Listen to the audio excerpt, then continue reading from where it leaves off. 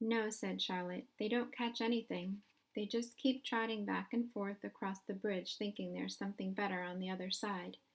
If they'd hang head down at the top of the thing and wait quietly, maybe something good would come along. But no, with men it's rush, rush, rush every minute. I'm glad I'm a sedentary spider.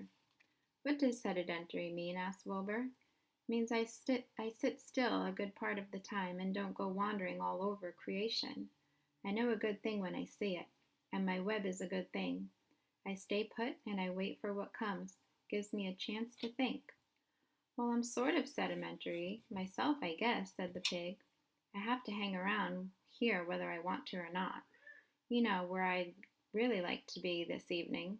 Where? In a forest looking for beech nuts and truffles and delectable roots, pushing leaves aside with my wonderful strong nose, searching and sniffing along the ground, smelling, smelling, smelling. You smell just the way you are, remarkable, a lamb who had just walked in. I could smell you from here. You're the smelliest creature in this place. Wilbur hung his head. His eyes grew wet with tears. Charlotte noticed his embarrassment, and she spoke sharply to the lamb. Let Wilbur alone, she said. He has a perfect right to smell, considering his surroundings. You're no bundle of sweet peas yourself. Furthermore, you are interrupting a very pleasant conversation. What were we talking about, Wilbur, when we were so rudely interrupted? Oh, I don't remember, said Wilbur. Doesn't make any difference. Let's not talk any more for a while, Charlotte. I'm getting sleepy. You go ahead and finish fixing your web, and I'll just lie here and watch you. It's a lovely evening. Wilbur stretched out on his side. Twilight settled over Zuckerman's barn, and a feeling of peace. Fern knew it was almost supper time, but she couldn't bear to leave. Swallows passed on silent wings in and out of the doorways, bringing food to their young ones. From across the road a bird sang, Whirlpool will, whirlpool will. Lurvy sat under an apple tree and lit his pipe. The animals sniffed a familiar smell of strong tobacco. Wilbur heard the trill of the tree toad and the occasional slamming of a kitchen door. All these sounds made him feel comfortable and happy, for he loved the life and loved the part of the world in the summer evenings. But as he lay there, he remembered what the old sheep had told him. The thought of death came to him, and he began to tremble with fear. Charlotte, he said softly. Yes, Wilbur, I don't want to die. Of course you don't, said Charlotte in a comforting voice. I just love it here in the barn, said Wilbur. I love everything about this place. Of course you do, said Charlotte. We all do. The goose appeared, followed by her 7 goslings. They thrust their little necks out and kept a musical whistling like a tiny troop of pipers. Wilbur listened to the sound with love in his heart. Charlotte, he said. Yes, said the spider. Were you serious when you promised you would keep them from killing me? I was never more serious in my life. I'm not going to let you die, Wilbur. How are you going to save me? Asked Wilbur, whose curiosity was very strong on this point.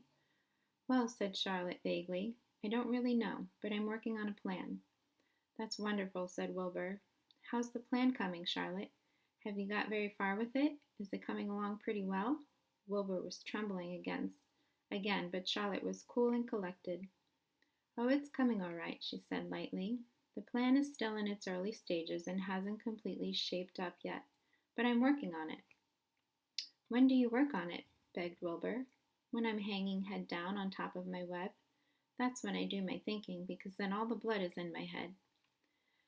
I'd be only too glad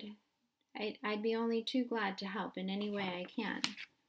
Okay, I'll work out it alone, said Charlotte. I can think better if I'm alone. All right, said Wilbur, but don't fail to let me know if there's anything I can do to help, no matter how slight.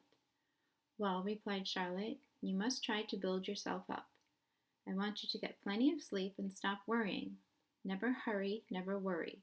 Chew your food thoroughly and eat every bit of it, except you must sleep just enough for Templeton. Gain weight and stay well. That's the way you can help. Keep fit and don't lose your nerve. Do you think you understand? Yes, I understand, said Wilbur. Go along to bed then, said Charlotte. Sleep is important. Wilbur trotted over to the darkest corner of his pen and threw himself down. He closed his eyes. In another minute he spoke. "Charlotte," he said.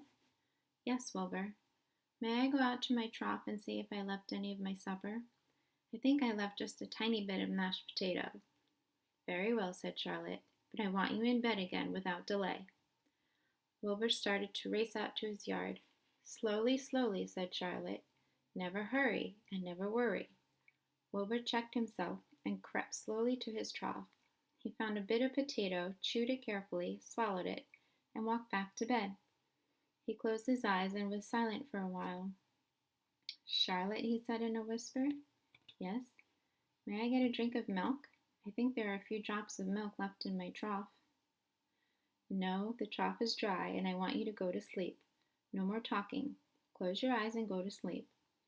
Wilbur shut his eyes. Fern got up from her stool and started for home, her mind full of everything she had seen and heard. "Good night, Charlotte," said Wilbur. "Good night, Wilbur." There was a pause. "Good night, Charlotte." "Good night, Wilbur." "Good night." "Good night."